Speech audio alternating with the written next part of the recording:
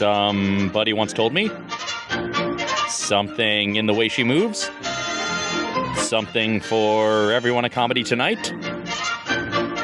Something for nothing and your chicks for free. Our story begins in the Alan Brady Writers' Room. And now, The Drawing Account, a one-man show. Ruben Valtierra, Weird Al's keyboardist, drew this.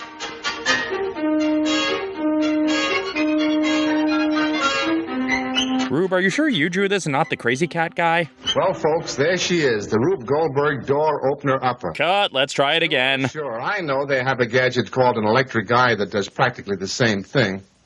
But that's no good for a waiter. You see, the electricity might give the waiter a shock. This was before cartoonists had media training. To pick up his tip, and he'd lose his professional standing. How does this door opener upper really work? Through delusion. It's very simple. But watch close. Yeah, not that close. Here's what happens. This Monk reboot sucks. You see, waiter places Cat B Cat Baloo? on pile of dirty dishes A. Now, Cat B sees Mouse C. You roll your dice, you move your This is a mice. stuffed mouse because he must be used for the next waiter. Sure, just have him talk us through the still image. Don't, animate it and have Powerhouse playing. To lift lighted candle E, which ignites fuse F and sets off bomb G. So the mouse needs to be fake, but the bomb they'll just replace each time. Very gently. Well, folks, I suppose there are one or two among you who think that my inventions are a bit ahead of their time. Well, Wile E. Coyote believes in me. Perhaps. All right, go on and say it. Downright screwy. But cartoons of inventions just fuel my true passion, public speaking. Genuine inventors. Guys who've got their stuff protected by the United States Patent Office. And believe me, some of it needs protection, if you know what I mean. I really don't. For instance,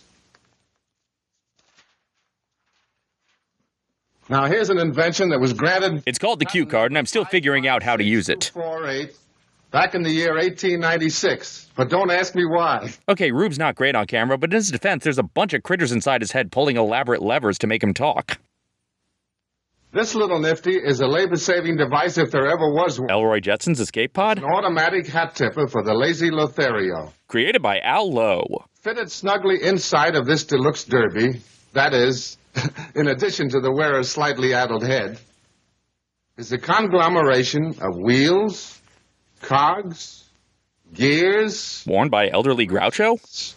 Counterweights, strings, and pulleys. And a partridge in a pear tree. Gallantly doffs the chapeau whenever a young heiress passes by. Oh, that one was worth animating. Anyway, this is just one example of the many queer devices that have... Happy belated Pride, everyone. And here's a copy of the patent to prove it.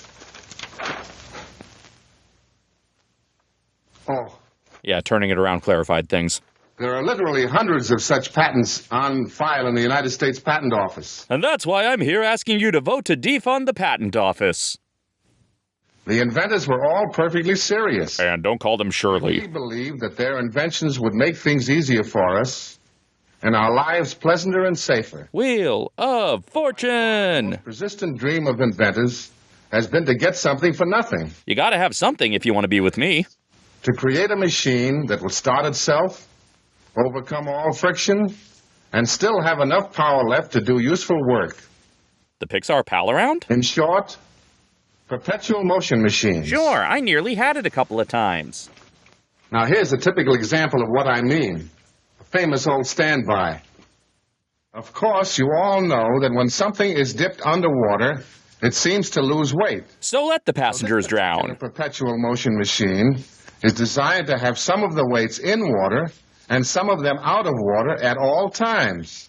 It's all very simple. And so are you if you think it'll work. Well, you're the one that brought it up, buddy.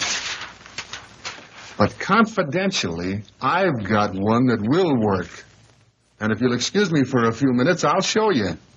Snorts a huge line there. Not even your genius is equal to that task. Negging narrator. The United States Patent Office will no longer grant a patent for the design of a perpetual motion machine because the experts in that office know that you can't get something for nothing. Rush songs are off limits. Get power out of an engine without paying for it in fuel. Fortunately for us, however, Man has discovered a virtually unlimited source of power. Yeah, it's called the sun. He's paid for that power by years of painstaking research and experimentation. You won't believe all the drugs we tried. The source of power is gasoline, the chief Yeah, that's unlimited. industry. Gasoline, in fact, is the greatest single source of power in the world today. And the automobile engine is by far the greatest user of gasoline's power. Greatest in quantity, sure. Here's a device that looks like a cross between a trench mortar and an automobile engine. Stop showing us stupid inventions already. Illustrate the principles of getting power from gasoline. Using a snow cone cup. Liquid gasoline contains the power, all right, but unaided it can't release the force it holds. When a light is applied to it, liquid gasoline burns as innocently as... Innocently. Small bean gasoline. Just a little guy. We all know. Gasoline has to be mixed with plenty of air to release its power. Did they even tell Rube Goldberg that the short was about gasoline? An equal amount of gunpowder. Into the first cylinder goes a mixture of air and gasoline. Into the fourth cylinder, an equal weight of gunpowder. The second and third cylinders get table scraps and they'll like it. Touched off with an electric sparker, the swoosh shows lots of power. I never thought I'd miss the charming whimsy of the inside story of modern gasoline. When a piston is put into these cylinders, fueled again with gunpowder and a mixture of gasoline and air, a better test of power will show up. Duck and cover. The gunpowder has the better of it here. If you know a more efficient way to skip stones, I'd love to hear it. Taken off its wraps.